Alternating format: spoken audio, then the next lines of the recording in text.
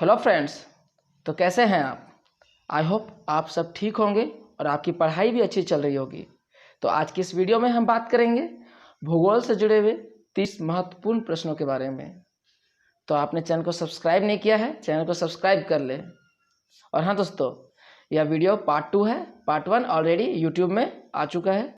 अभी तक आपने उस वीडियो को नहीं देखा है तो लिंक डिस्क्रिप्शन बॉक्स में है, जाके देख सकते हैं। तो चलिए शुरू करते हैं आज का वीडियो। तो आज का पहला प्रश्न है, कौन सा खनिज एल्युमिनियम का अयस्क है? प्रश्न है, कौन सा खनिज एल्युमिनियम का अयस्क है? और इसका उत्तर है ऑप्शन बी, बॉक्साइड। बॉक्साइड खनिज एल्युमिनियम का अयस्क है।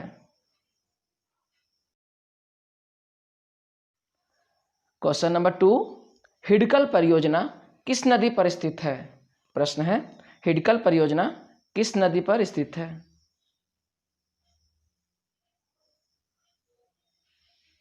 और उत्तर है ऑप्शन सी, घाट प्रभा। घाट प्रभा परियोजना व हिडकल परियोजना घाट प्रभा नदी पर कर्नाटक में स्थित है। तो दोस्तों क्वेश्चन नंबर 3 है, सौर मंडल का सबसे कम घनत्व वाला ग्रह कौन सा है? और इसका उत्तर है ऑप्शन सी, शनि। शनि यानी सूर्य से छठा ग्रह है तथा बृहस्पति के बाद सौर मंडल का सबसे बड़ा ग्रह है। दोस्तों क्वेश्चन नंबर 4 है, सूरत किस नदी के तट पर स्थित है?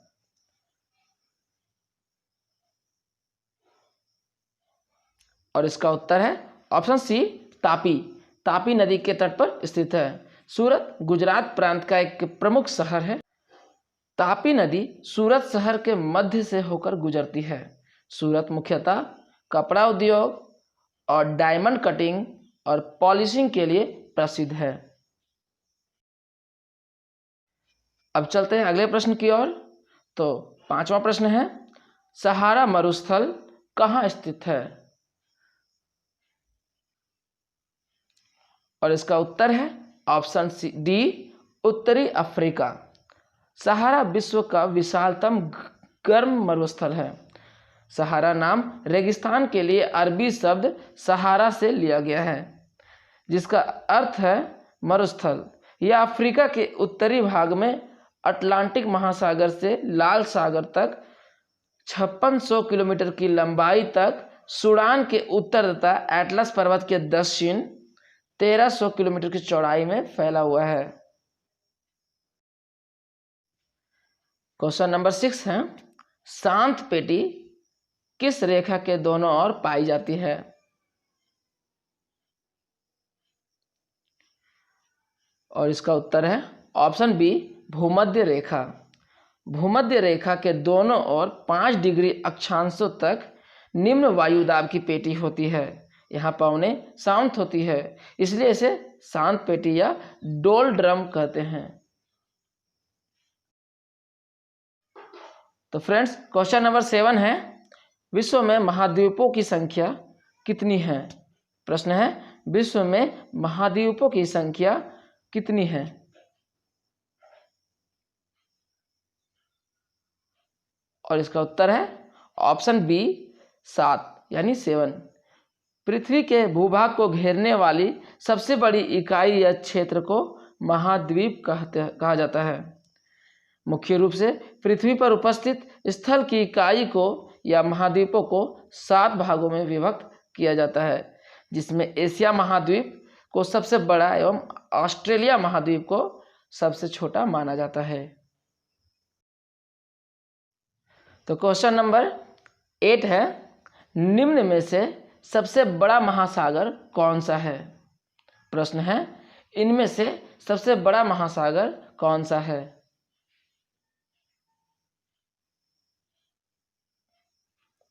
और इसका उत्तर है ऑप्शन बी, प्रशांत महासागर। अगर हम बात करें प्रशांत महासागर के क्षेत्रफल की, तो इसका क्षेत्रफल 16,52,50,000 वर्ग किलोमीटर है। अटलांटिक महासागर के दुगुने से भी अधिक है प्रशांत महासागर का क्षेत्रफल।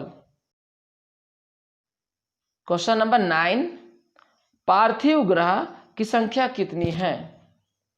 प्रश्न है पार्थिव ग्रह की संख्या कितनी है? और इसका उत्तर है ऑप्शन बी 4 यानी 4। पार्थिव या आंतरिक ग्रह बुध, शुक्र, पृथ्वी एवं मंगल ग्रह है। ये 4 ग्रह हैं जो पार्थिव ग्रह की श्रेणी में आते हैं। क्वेश्चन नंबर 10, कैलाश सांखला पुरस्कार निम्न में से किसके लिए दिया जाता है? और इसका उत्तर है ऑप्शन ए वन्य जीव संरक्षण। कैलाश सांखला को भारत का बाघ पुरुष भी कहा जाता है। वे बाघ परियोजना के पहले निदेशक थे। वे भारतीय वन सेवा के अधिकारी थे। भारत सरकार द्वारा उन्हें पद्मश्री से भी सम्मानित किया जा चुका है। क्वेश्चन नंबर 11, 1991 से 2001 की तुलना में 2001 से 2011 में किस राज्य की दशकीय वृद्धि दर में सर्वाधिक गिरावट देखी गई है?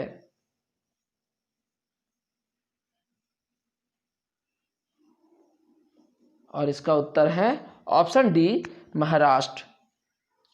2001 से 2011 के दौरान सभी राज्यों और केंद्र शासित प्रदेशों में 1991 से 2001 की तुलना में जनसंख्या वृद्धि दर धीमी रही है। 6 सर्वाधिक जनसंख्या वाले राज्य उत्तर प्रदेश, महाराष्ट्र, बिहार, पश्चिम बंगाल, आंध्र प्रदेश और मध्य प्रदेश है।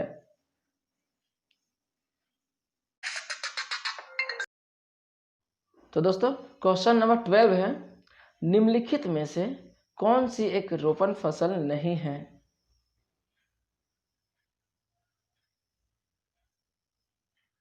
और इसका उत्तर है ऑप्शन सी मक्का। रोपण कृषि के अंतर्गत चाय, कॉफी, रबड़, कपास एवं अनानास की पौधे लगाई जाती है। मक्का रोपण फसल नहीं है, यह खरीफ की फसल है जो छींट कर बोई जाती है, अतः विकल्प सी सही है। क्वेश्चन नंबर 13 है, उष्णकटिबंधीय घास के संदर्भ में नीचे दिए गए कथनों पर विचार कीजिए। उपरोक्त में कौन सा कथन असत्य है? और इसका उत्तर है ऑप्शन डी 1 और 2। कथन 1 और 2 असत्य है।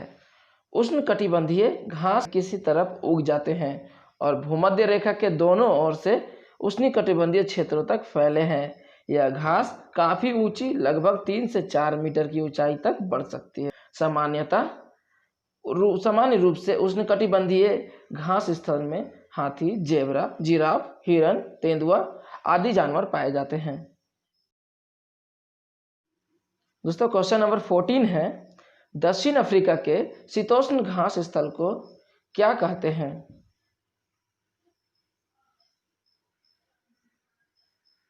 और उत्तर है ऑप्शन सी वेल्ड। दक्षिण अफ्रीका के शीतोष्ण घास स्थलों को वेल्ड कहते हैं। वेल्ड 600 से 1100 मीटर तक की ऊंचाई वाले उर्मिल पठार होते हैं। क्वेश्चन नंबर 15 है, प्रति चक्रवात में केंद्र में दाब पाया जाता है।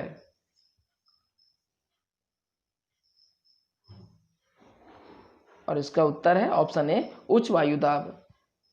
चक्रवात में उच्च वायुदाब होता है और बाहर निम्न वायुदाब होता है, जबकि चक्रवात में केंद्र में निम्न वायुदाब और बाहर उच्च वायुदाब होता है।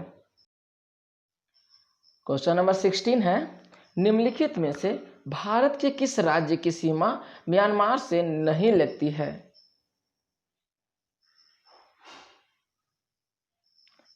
और उत्तर है ऑप्शन डी असम।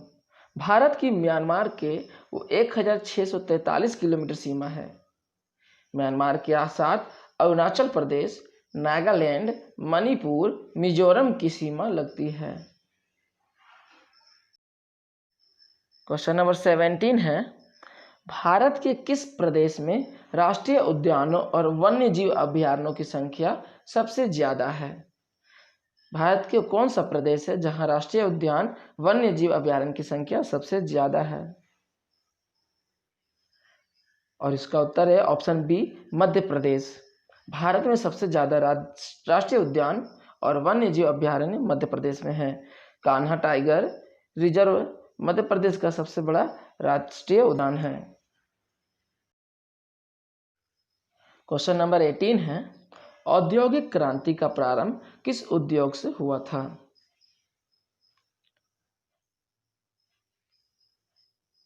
और इसका उत्तर है ऑप्शन बी, सूती उद्योग से।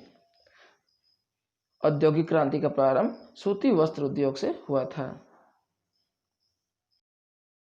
क्वेश्चन नंबर 19, ब्रिक में अक्षर बी किस देश को प्रदर्शित करता है? और उत्तर है ऑप्शन सी, ब्राजील। ब्रिक्स में अक्षर बी ब्राजील को प्रदर्शित करता है। ब्रिक का पूर्ण रूप होता है बी से ब्राजील, एशिया, इंडिया, चाइना और साउथ अफ्रीका। ब्रिक की स्थापना वर्ष 2009 ईस्वी में की गई थी। उस समय मानक 4 ही देश शामिल थे। दक्षिण अफ्रीका 14 अप्रैल 2011 में ब्रिक के तीसरे सम्मेलन में पहली बार शामिल हुआ था। क्वेश्चन नंबर 20, भारत की किस राज्य में शहरी जनसंख्या की प्रतिशतता सबसे अधिक है? भारत के एक प्रश्न है, भारत के किस राज्य में शहरी जनसंख्या की प्रतिशत जो सबसे अधिक है? और उत्तर है option D, Maharashtra. Question number 21 है, हीराकुंड बांध किस नदी पर बना हुआ है? और उत्तर है ऑप्शन बी, महानदी। हीराकुंड बांध महानदी में स्थित है। हीराकुंड बांध विश्व की सबसे लंबी नदी बांध है। क्वेश्चन नंबर 22 है, चीनी का प्रमुख उत्पादक देश कौन सा है? और इसका उत्तर है ऑप्शन सी, भारत। चीनी उत्पादन में भारत विश्व में प्रथम स्थान रखता है। चीनी उपभोग में भी भारत प्रथम स्थान रखता है। क्यूबा को चीनी का कटोरा कहा जाता है। गन्ने और चीनी दोनों के उत्पादन में भारत का विश्व में प्रथम स्थान प्राप्त है। क्वेश्चन नंबर 23, निम्नलिखित में से रबी की फसल कौन सी है?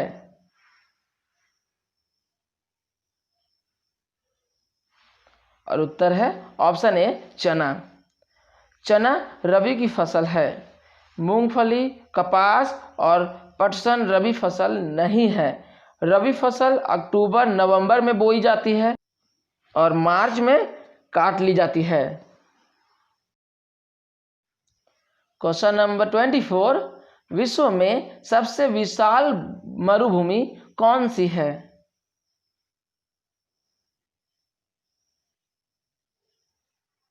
और उत्तर है ऑप्शन ए, सहारा मरुभूमि। सहारा मरुस्थल विश्व का सबसे बड़ा मरुस्थल है। इसका क्षेत्रफल 84 लाख किलोमीटर है। क्वेश्चन नंबर 25 है, सबसे पहले ग्रह गति का नियम का निरूपण किसने किया था?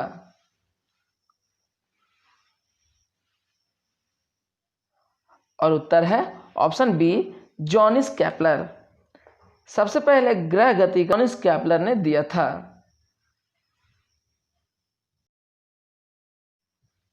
क्वेश्चन नंबर 26, शब्द दुमाकृतिक किसके साथ जुड़ा हुआ है?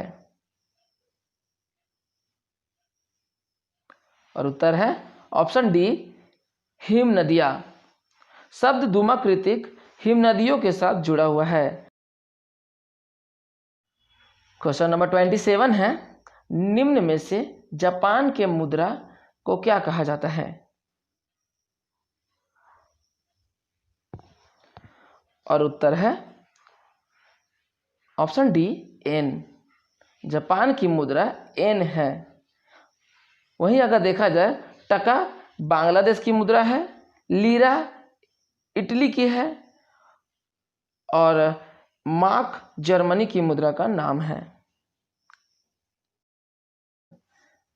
क्वेश्चन नंबर 28, एस्किमो कहाँ रहते हैं?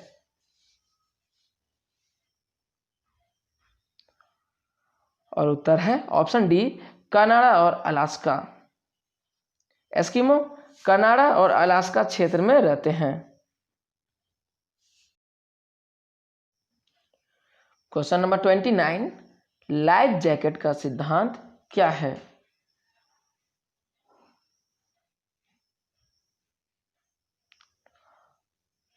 और उत्तर है ऑप्शन बी, ये आदमी को उतराता रखने के लिए उसके आयतन में वृद्धि कर देती है। लाइफ जैकेट क्या है? यह व्यक्ति को उतराता रखने के लिए उसके आयतन में वृद्धि करता है। लाइफ जैकेट के द्वारा आयतन बढ़ने पर व्यक्ति के उत्प्लावन बल में सहयोग मिलता है। तो दोस्तों क्वेश्चन नंबर 30 और आज का अंतिम प्रश्न है, निम्नलिखित विशेषताओं में से किसका संबंध यूएसए के ब्रेड बास्केट क्षेत्र के साथ है?